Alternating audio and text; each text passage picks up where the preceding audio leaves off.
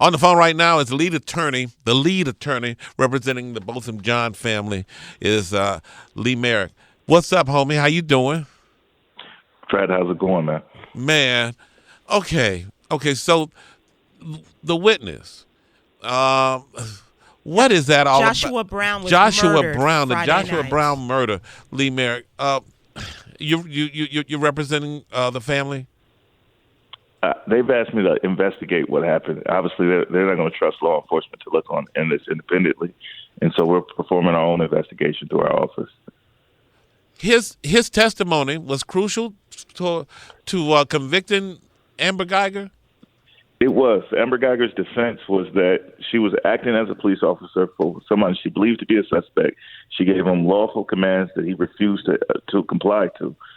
Brown said that he didn't hear any lawful commands, but he did say that he heard Botham Jean singing Drake and gospel music every morning from within his apartment, meaning you could hear what's going on in those apartments from the hallway. And since no one in the building ever heard her give lawful commands, it undermined a critical part of her defense. And he had moved from that space, from that apartment, as Attorney Darrell Washington said, a lot of people had, and was living in a different area. But this is just very curious. They have a description of an SUV shot multiple times, and also the location of the shots is still in question, Lee Merritt. Yeah, so he was in a new apartment complex. He had, in fact, and this is sort of the controversial part that we learned over the weekend, he had been shot back in November of 2018.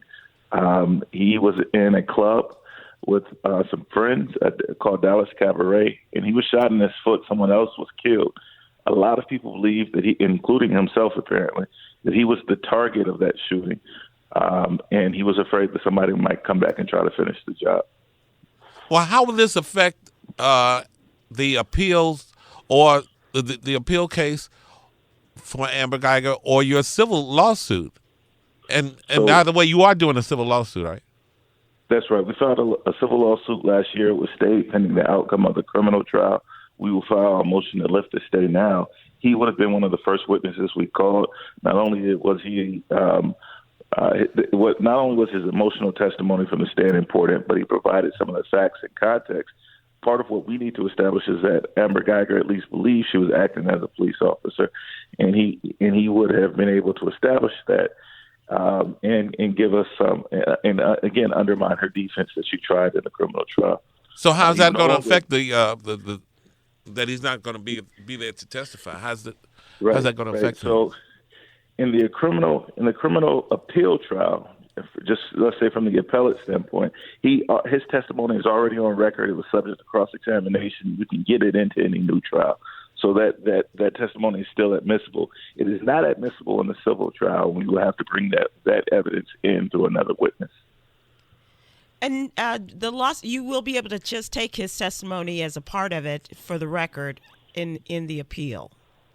In the appeal, but not in the civil trial. Not in the civil, yeah. Yeah.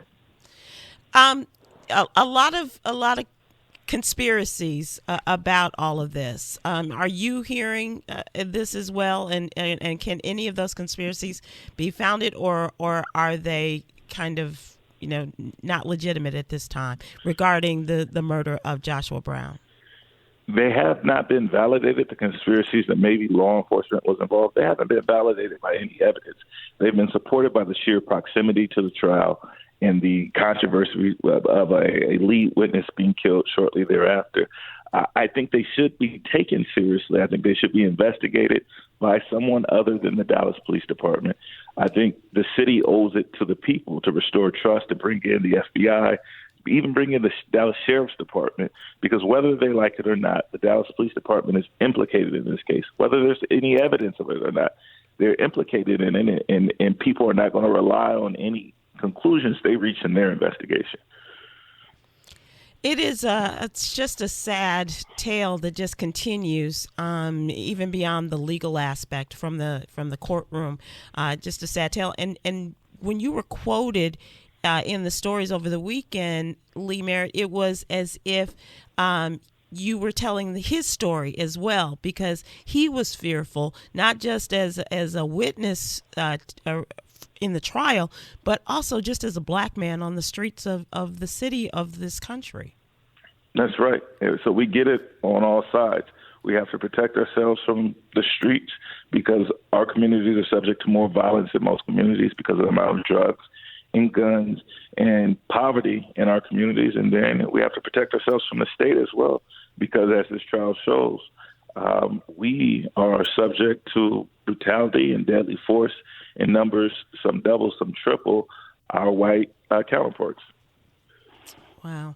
Well, Yeah. will you stay on the case as far as giving us some insight into this as we continue on, and appreciate it. And once again, prayers out to the family of Joshua Brown, and please continue to give our love and regards to the family of both and John. Thanks, Lee. Absolutely will. Thanks.